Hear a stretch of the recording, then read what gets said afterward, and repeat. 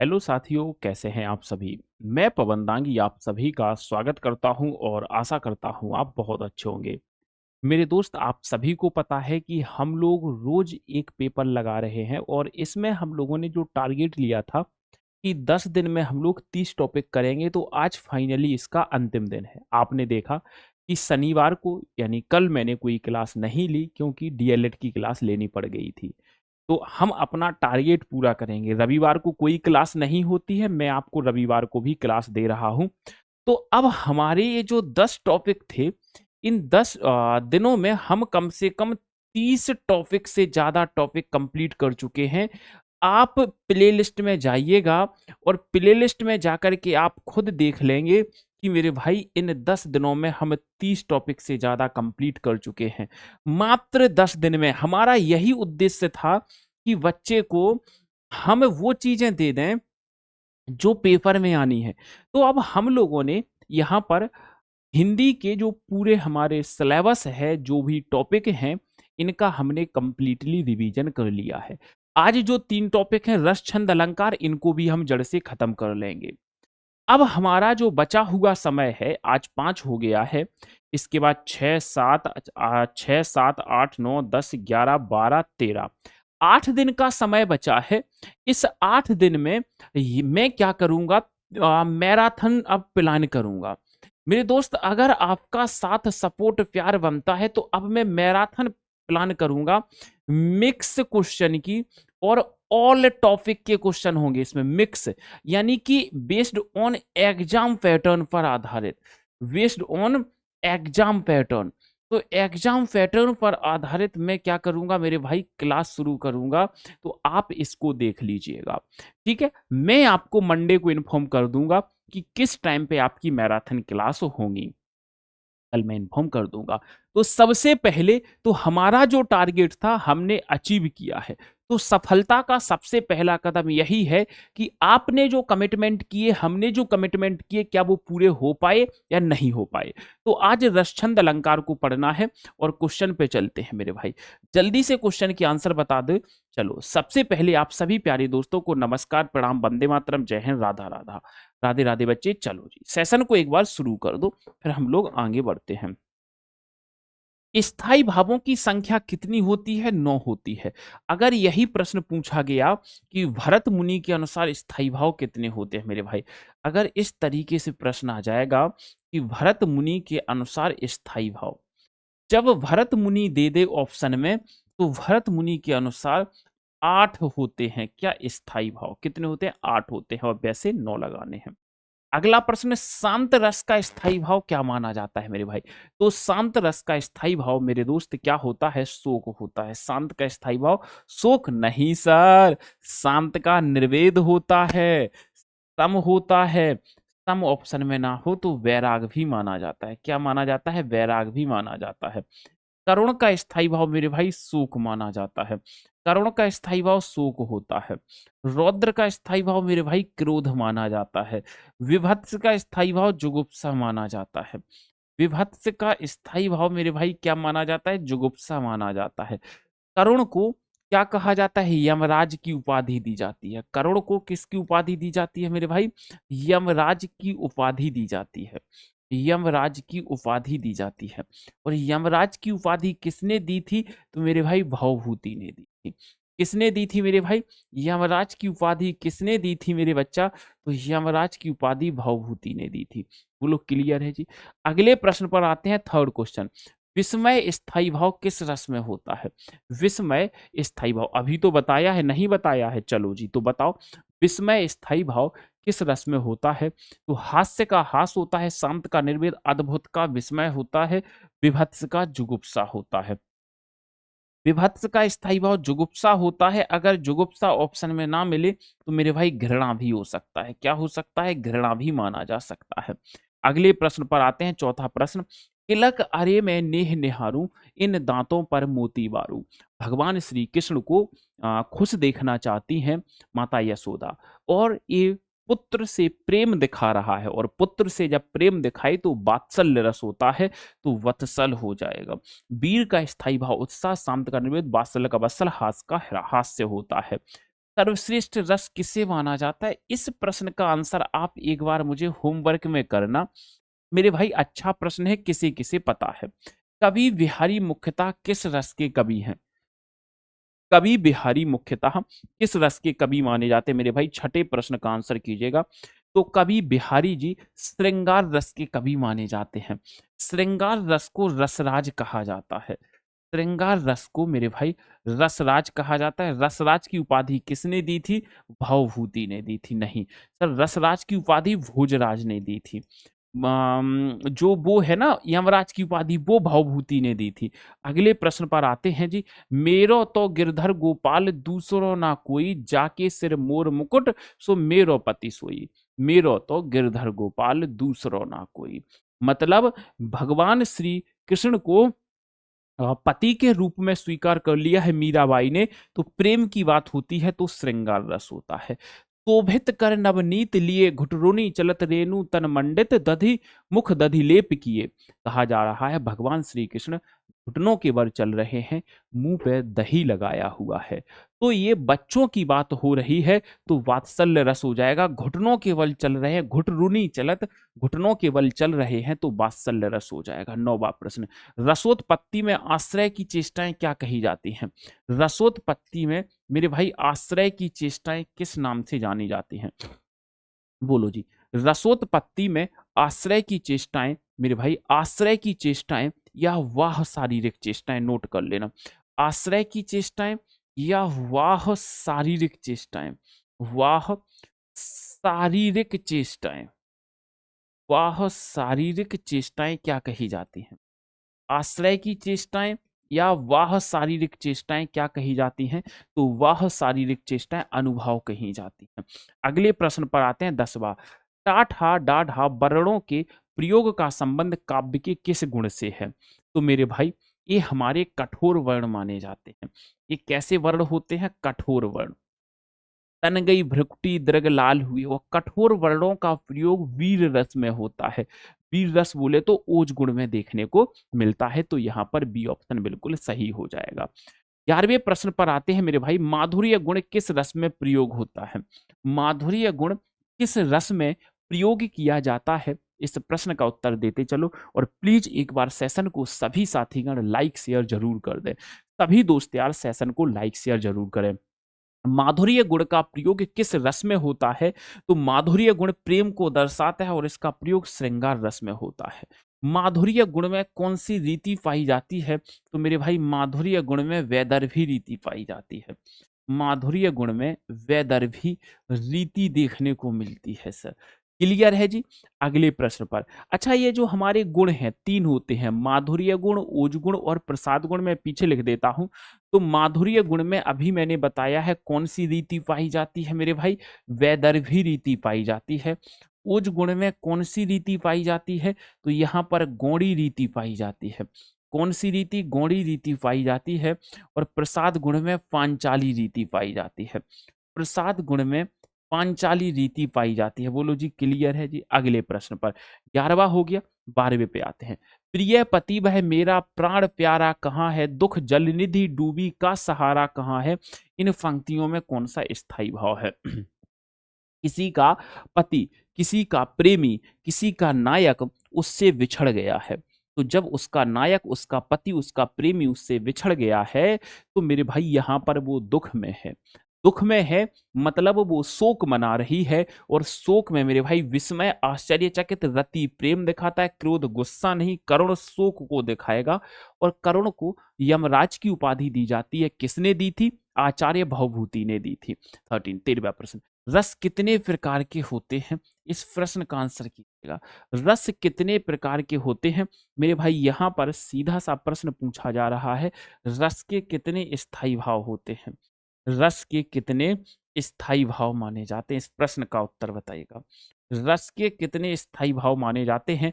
तो रस के स्थायी भाव अभी अभी बताया है, 9 माने जाते हैं।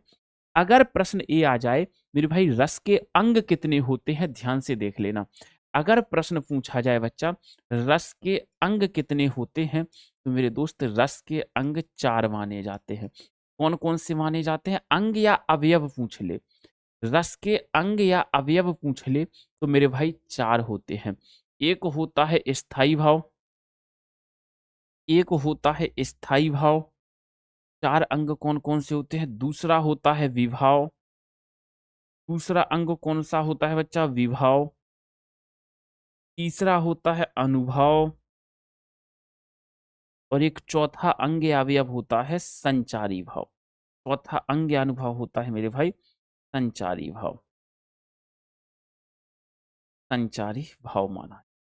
तो ये रस के 4 अंग माने जाते हैं। अगले प्रश्न पर आते हैं। ऊधव मुहि ब्रज विसरत नाही, हंस सुता की सुंदर गगरी और दुरुमन की छाही, और ऊधव मुहि ब्रज विसरत नाही।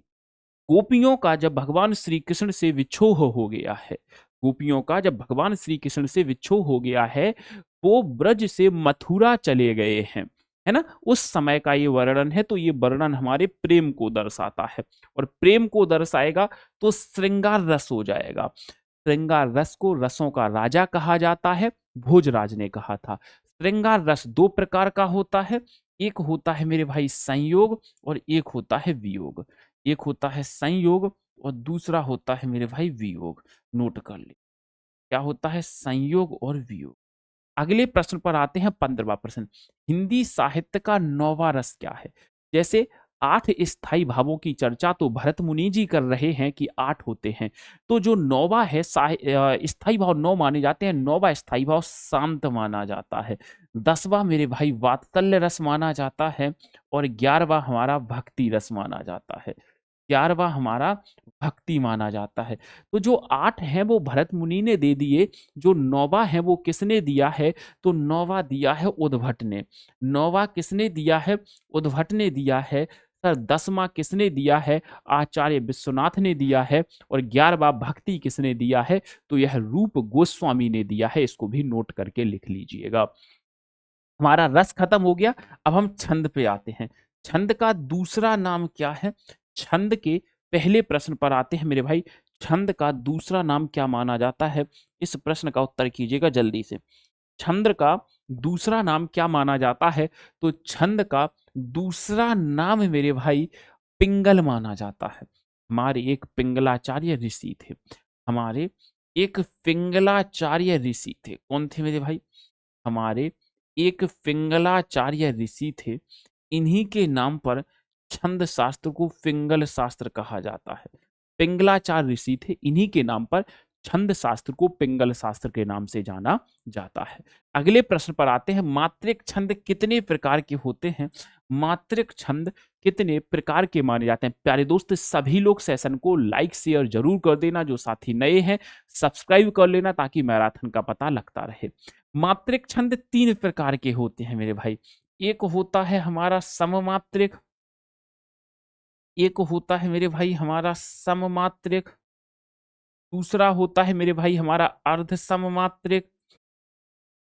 क्या होता है? अर्ध सममात्रिक,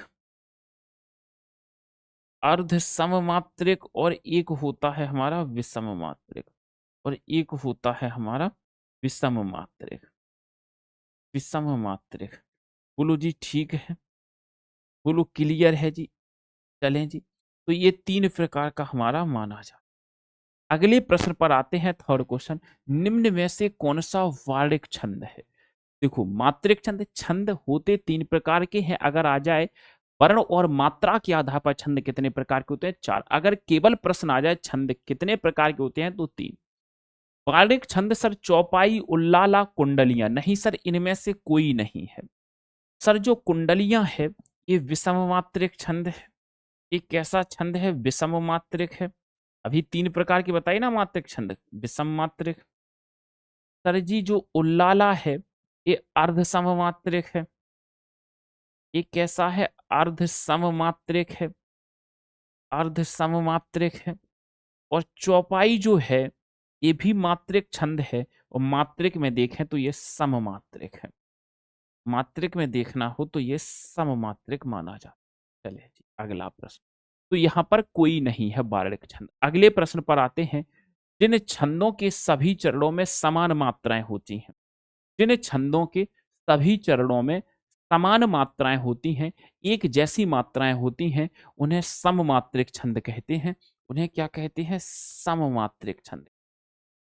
जिनके सभी चरणों में समान मात्राएं होती हैं, उन्हें सममात्रिक कहा जाता है। चौपाई हमारा सममात्रिक है, अभी इसके पीछे ही देखा।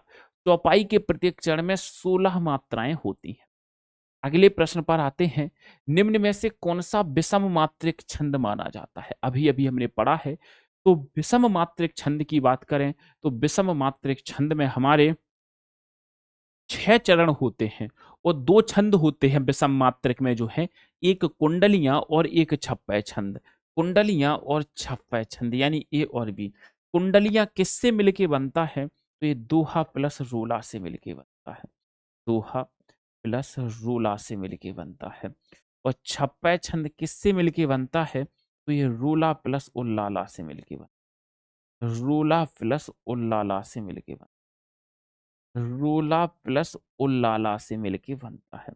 चलिए जी अगला प्रश्न, छठे प्रश्न पर, सोरठा कौन सा छंद माना जाता है? सोरठा कौन सा छंद माना जाता है? तो अभी तक हम बताएं, दोहा, सोरठा, उल्लाला और बरबय ये अर्ध सममात्रिक छंद हैं। अर्ध सममात्रिक छंद हैं।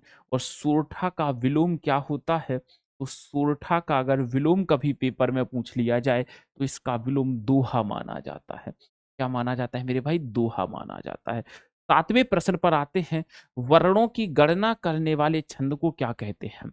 देखो, मात्रिक छंद में बच्चा मात्राओं की गणना करी जाती है, सबको पता होना चाहिए। मात्रिक छंद में मात्राओं की गणना करी जाती है। वार्णिक छंद में वर्णों की गणना करी जाती है। तो वर्णों की गणना कहाँ होती है? वार्णिक छंद में मानी जाती है। अगले प्रश्न पर आते हैं, किस छंद के चरणों में वर्णों एवं मात्राओं का ध्यान नहीं रखा जाता? वर्णों एवं मात्राओं का ध्यान नहीं रखा जाता है। किस छंद के चरणों में ना तो मात्राओं को ध्यान में रखते हैं ना वर्णों को? अगर मात्रिक छंद की बात करें तो मात्रिक छंद में मात्राओं को तो गिना जाता है, वार्णिक छंद में वर्णों को गिना जाता है। अब ना मात्राओं को गिना जाएगा ना वर्णों को गिना जाएगा, तो वो मुक्तक छंद होते हैं। मुक्तक छंद का एक सर्वश्रेष्ठ उदाहरण है, निराला की कविता है एक, जूही की कली। कौन सी है मेरे भाई? जूही की कली।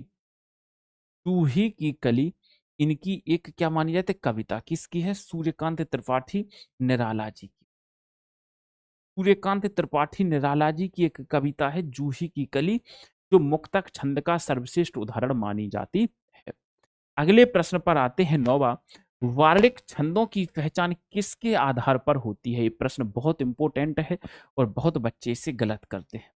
वार्णिक छंदों की पहचान किसके आधार पर की जाती है? बोलो जी। वार्णिक छंदों की पहचान किसके आधार पर करी जाती है? इस प्रश्न का उत्तर कीजिएगा। तो अगर मैं बात करूं वार्णिक छंदों की पहचान मेरे दोस्त किसके आधार पर होती है, देखो अब यहां पर प्रश्न गलत होगा। वार्णिक छंदों में हम वर्णों को गिनते हैं, मात्रिक छंद में मात्राओं को गिनते हैं। मगर पहचान किसके आधार पर करी जाती है? तो इसका उत्तर होता है गणों के आधार पर। किसके आधार पर? गणों के आधार पर। इसमें वर्ण नहीं आएगा। गणों के आधार पर मेरे भाई, गणों के आधार पर करी जाती, गणों के आधार पर की जाती। तो गणों के आधार पर इसका ये ऑप्शन होना चाहिए, वर्ण नहीं होगा मेरे भाई, याद रख लेना। 10वां, छंद शास्त्र में गणों की संख्या कितनी होती है? छंद शास्त्र में गणों की संख्या कितनी मानी जाती है? कहा जाता है मेरे भाई, एक गण में 3 वर्ण होते हैं। एक गण में कितने वर्ण माने जाते हैं? तो एक गण में 3 वर्ण माने जाते हैं। कितने वर्ण माने जाते हैं मेरे भाई? 3 वर्ण माने जाते हैं। और गणों की संख्या 8 होती है। कौन कौन सी होती है? यमाता, राजभान, सलगा, एक सूत्र है, इससे सीखते हैं हम लोग। यमाता, यमाता, राज, यमाता, राजभान, सलगा। यमाता, राजभान, सलगा। यगण, मगण, तगण, रगण, जगण, भगण, सगण, लगण। 11वें प्रश्न पर, दोहा का पहला तथा रोला का अंतिम शब्द एक समान होता है। अब एक कितना प्यारा प्रश्न है, अगर आप कर सकते हो तो अच्छे से कर लोगे। कुल मिला के कहा जा रहा है दोहा और रोला। अभी अभी मैंने बताया है दोहा और रोला मिलके क्या बनाते हैं। दोहा और रोला मिलके क्या बनाते हैं? तो आप कह सकते हो सर कुंडलियां बनाते हैं। क्या बनाते हैं? कुंडलियां बनाते हैं। अभी अभी बताया है मैंने कि नहीं बताया है? दोहा और रोला मिलके क्या बनाते हैं? कुंडलियां। तो इसका सही आंसर क्या होना चाहिए? कुंडलियां। इसमें पहला और अंतिम शब्द एक समान होता है, एक जैसे शब्द माने जाते हैं। मान लो कुंडलियों में यहां पर जो लिखा है ना, तो यहां सबसे लास्ट में भी वही लिखा रहेगा। कुछ भी लिखा हो वही होगा, सेम टू सेम होगा, डिटो होगा। अगले प्रश्न पर आते हैं। अर्ध सममात्रिक जाति का छंद कौन सा है? अर्ध सममात्रिक जाति का छंद कौन सा माना जाता है? अर्ध सममात्रिक जाति का छंद कौन सा माना जाता है? तो अर्ध सममात्रिक कौन सा है? अर्ध सम आधा। रोला तो नहीं है, अभी अभी बताया है चौपाई।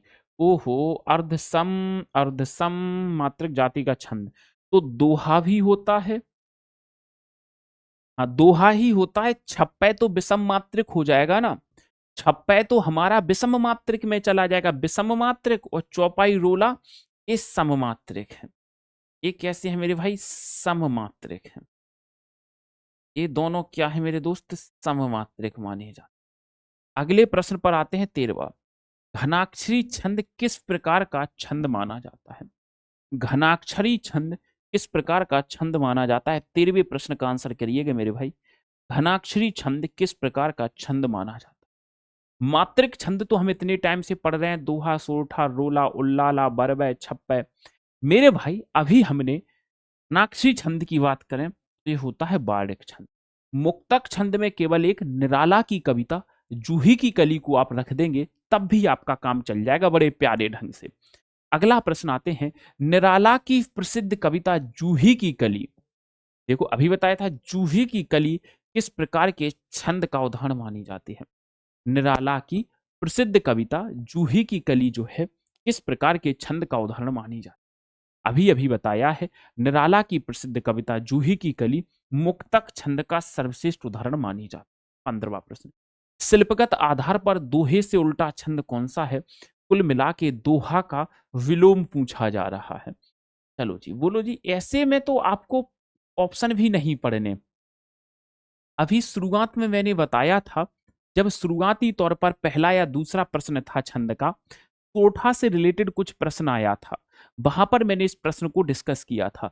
तो दोहा का विलोम सोरठा माना जाता है। क्या माना जाता है मेरे भाई? दोहा का विलोम सोरठा माना जाता है। क्योंकि दोहा के प्रत्येक चरण में 24 मात्राएं होती हैं, वो 13 और 11 के गैप पर होती हैं। और यहाँ पर जो 24 मात्राएं होती हैं वो 11 और 13 के गैप पर होती हैं। होती 24 ही हैं। ये 13 11 होंगी, ये 11 13 होंगी। तो पहले में 13, यहाँ पर 11, तो मतलब इसलिए एक दूसरे के बिल्कुल होती 24 है। 11 13 24, 11 और 13 11 24। ये बिल्कुल सही है। अगला, चलो जी, ये हो गए हमारे छंद के 15 क्वेश्चन। अब आते हैं हम अलंकार पे मेरे भाई। अलंकार। मुदित महीपति मंदिर आए, सेवक सचिव सुमंत बुलाए, इन पंक्तियों में कौन सा अलंकार माना जाता है? मुदित महीपति मंदिर आए, सेवक सचिव सुमंत बुलाए। अलंकार जो शब्द है वो दो शब्दों से मिलकर बनता है। अलम प्लस कार। अलम मीन्स अलंकृत और कार मीन्स करने वाला। अलम मीन्स अलंकृत और कार मीन्स करने वाला। जो अलंकृत करे वही अलंकार है, जो सजाए सवारे वही अलंकार होता है। तो मेरे भाई यहाँ पर फोटो कॉपी हो रही है। जहां पर फोटो कॉपी होती है वो हमारा क्या होता है? अनुप्रास अलंकार होता है। और अनुप्रास अलंकार में एक से ज्यादा फोटो कॉपी हो रही है। तो इस वाले उदाहरण में हम कह सकते हैं कि अगर एक फोटो कॉपी हो तो 6 का अनुप्रास, एक से ज्यादा फोटो कॉपी हो तो वृत्यानुप्रास। तो इस वाले उदाहरण में वृत्यानुप्रास होता है। अनुप्रास अलंकार के कितने भेद होते हैं मेरे भाई? तो अनुप्रास अलंकार के मेरे दोस्त 5 भेद माने जाते हैं। कितने भेद माने जाते हैं? 5 भेद देखने को मिलते हैं। छेकानुप्रास, वृत्यानुप्रास, श्रुत्यानुप्रास, लाटानुप्रास और अंत्यानुप्रास। सेकंड क्वेश्चन पे आते हैं। चरण कमल, ये हो गया हमारा अलंकार का फर्स्ट क्वेश्चन। सेकंड क्वेश्चन है, चरण कमल बंदौ हरिराई, इन पंक्तियों में कौन सा अलंकार माना जाता है? चरण कमल बंदौ हरिराई। मेरे भाई सभी लोग सेशन को लाइक जरूर कर दें।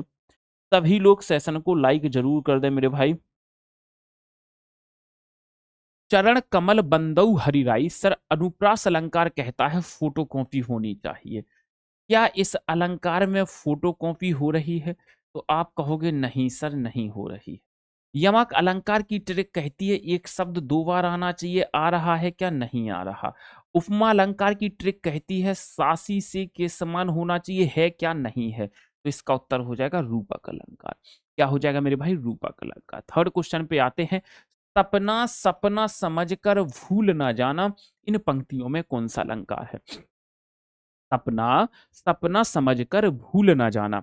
और मेरे भाई कमेंट करके बता देना अगर आप चाहते हो कि सर कुछ ऐसी मैराथन ले लो अब मिक्स जहां से सीधा प्रश्न फंस जाए, तो कमेंट करके बता देना मुझे। सपना सपना समझकर भूल ना जाना, एक बार शब्द दो बार शब्द। जब एक शब्द बार बार आता है और उसके मीनिंग अलग अलग होते हैं तो वो यमक अलंकार होता है। सपना, ये कोई लड़की है, ये कोई लड़की है, गर्ल है। सपना समझकर यानी ये स्वप्न है, कहते हैं ना ये स्वप्न है मेरे भाई, स्वप्न है, मुझे ड्रीम समझ के भुला ना देना। तो यहां पर मेरे बच्चा बी ऑप्शन सही हो जाएगा। चौथे प्रश्न पर चलते हैं। नील गगन सा शांत हृदय था सो रहा, इन पंक्तियों में कौन सा अलंकार है? नील गगन सा शांत हृदय था सो रहा, इन पंक्तियों में अलंकार बताइएगा।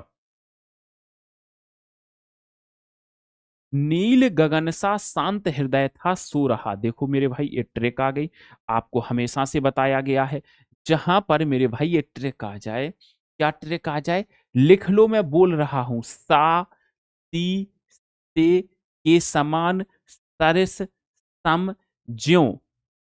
जहां ऐसे शब्दों की ट्रिक आ जाए वो उपमा अलंकार होता है। उपमा अलंकार के अंग कितने होते हैं? तो उपमा अलंकार के जो अंग की बात करें तो चार होते हैं। उपमा अलंकार के भेद कितने होते हैं? तो उपमा अलंकार के भेद होते हैं, तीन होते हैं। ऐसे याद रखें। अगले प्रश्न पर आते हैं, पांचवा प्रश्न।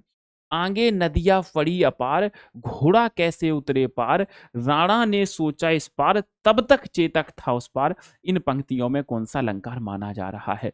बहुत ज्यादा नदी चढ़ी हुई थी, महाराणा प्रताप सोच रहे थे नदी के उस पार घोड़े को कैसे ले जाएं।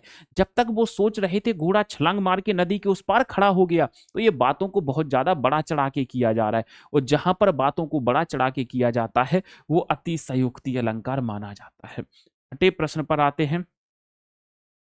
फूल हंसे और कलियां मुस्काई, फूल हंसे और कलियां मुस्काई, इन पंक्तियों में कौन सा अलंकार माना जाता है?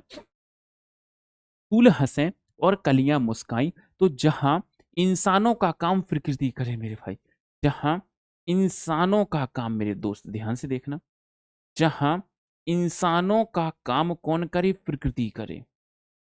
इंसानों का काम कौन करे? प्रकृति करे। तो हंसने का काम किसका है? इंसानों का। कौन हंस रहे हैं? फूल। तो इंसानों का काम कौन कर रहा है? प्रकृति कर रही है। तो यह मानवीकरण अलंकार माना जाता है। सातवें प्रश्न पर आते हैं मेरे भाई, क्या लिखा है? वंदौ गुरुपद पद्म परागा, सुरुचि सुबास सरस अनुरागा, अमेय मूरमय चूरन चारु। तो मेरे भाई इनमें बताओ जी कौन सा अलंकार आपका देखने को मिलेगा? कौन सा अलंकार यहां देखने को मिलेगा? तो मेरे भाई यहां तो पहले है अनुप्रास फोटोकॉपी। तो सबसे पहले तो हमें देखना है क्या फोटोकॉपी हो रही है। देखते हैं। सर ये है पापतंग ओरिजिनल, एक फोटोकॉपी, दो फोटोकॉपी, दो फोटोकॉपी। सा ओरिजिनल, एक फोटोकॉपी, दो फोटोकॉपी।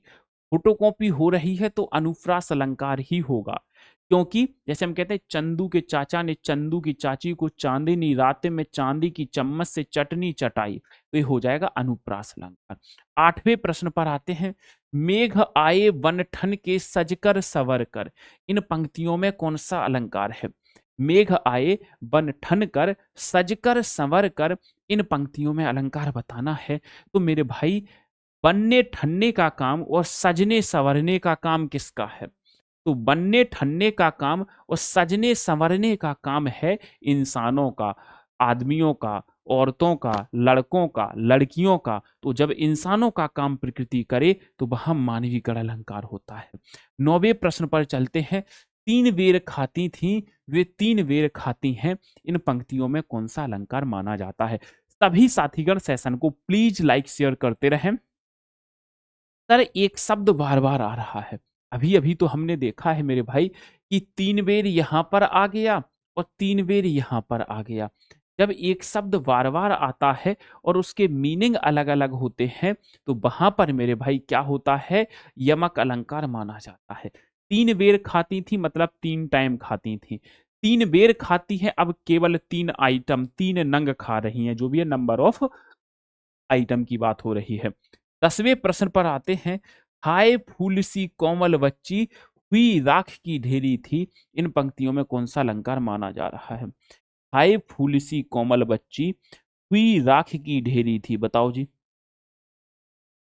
हाय फूल सी कोमल बच्ची, हुई राख की ढेरी थी। तो अभी अभी आपको फिर से बताया था कुछ समय पहले कि जहां पर सासी से के समान आ जाए, ये ट्रिक लिखाई थी, जहां पर सासी से के समान आ जाए वो क्या होता है, उपमा अलंकार माना माना जाता है कि नहीं बच्चा, बिल्कुल माना जाता है उपमा अलंकार। 11वें प्रश्न पर चलते हैं मेरे भाई, 11वें प्रश्न पर चलते हैं। मैया मैं तो चंद खिलौना ले हूं, इन पंक्तियों में कौन सा अलंकार है।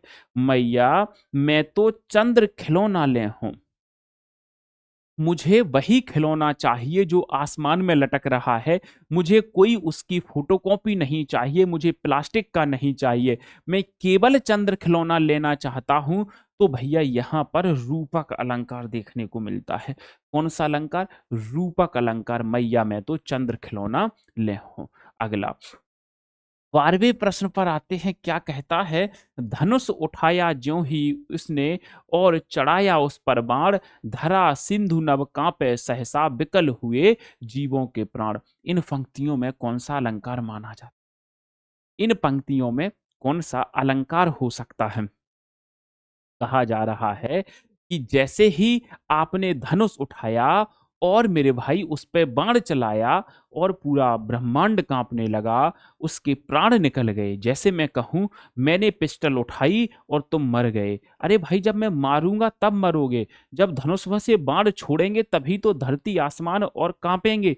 तो ये बातों को बड़ा चढ़ाकर किया जा रहा है कि भाई साहब हमने जैसे ही धनुष उठाया वहां जीवों के प्राण चले गए। ऐसे थोड़ी होता है हम अपने घर में से राइफल उठाएंगे तो क्या मर जाएंगे सब लोग, नहीं मेरे भाई, वो अतिशयोक्ति अलंकार होता है, बातों को बड़ा चढ़ाकर कहना। 13वां प्रश्न आते हैं। मेघमय आसमान से उतर रही वह संध्या सुंदरी परी सी, धीरे धीरे धीरे धीरे। इन पंक्तियों में कौन सा अलंकार माना जाता है, इस प्रश्न का उत्तर कीजिएगा। इन पंक्तियों में कौन सा अलंकार माना जाता है। तो अनुप्रास तो होगा नहीं क्योंकि फोटोकॉपी हो रही है एक जगह। संध्या सुंदरी परी सी धीरे धीरे, अच्छा शाम उतर सकते हैं, बस मेघमय आसमान से उतर रही है। आसमान से कौन उतर रही है, संध्या। कैसी उतर रही है, जैसे परी उतरती है धीरे धीरे।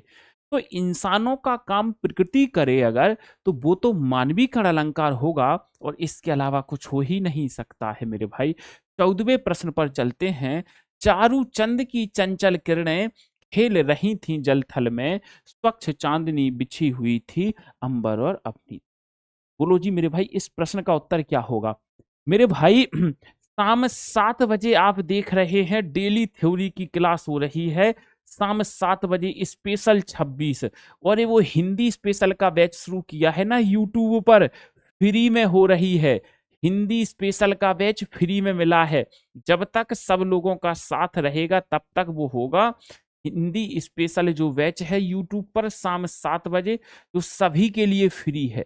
प्लेलिस्ट में बता दूंगा कहाँ मिलेगी, अगर आप लोगों का साथ नहीं रहेगा तो बंद हो जाती है। चारूचंद फोटो कॉपी हो रही है, अनुप्रास अलंकार हो जाएगा।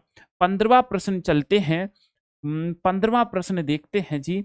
मुख बाल रवि समलाल होकर ज्वाला सा हुआ बोधित, इन पंक्तियों में कौन सा अलंकार है।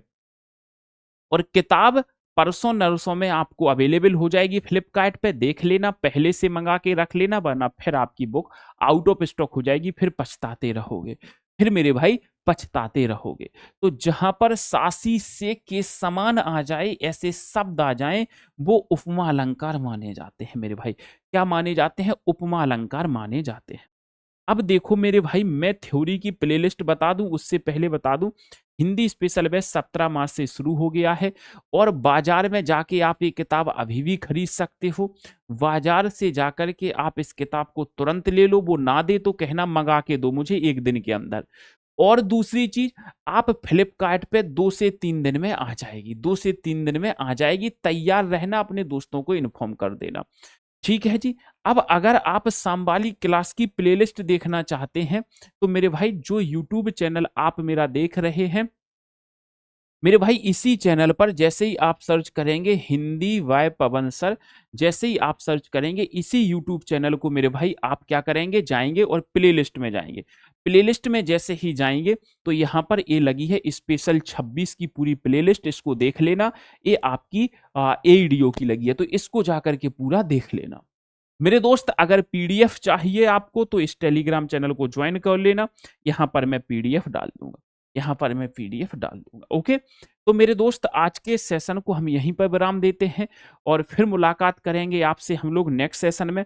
तब तक के लिए आप सभी दोस्त अपना और अपनों का ध्यान रखें, माता पिता का सम्मान करें, उनकी इज्जत करें, नाम रोशन करें, उनके सपनों को साकार करें। धन्यवाद बच्चा, थैंक यू सो मच।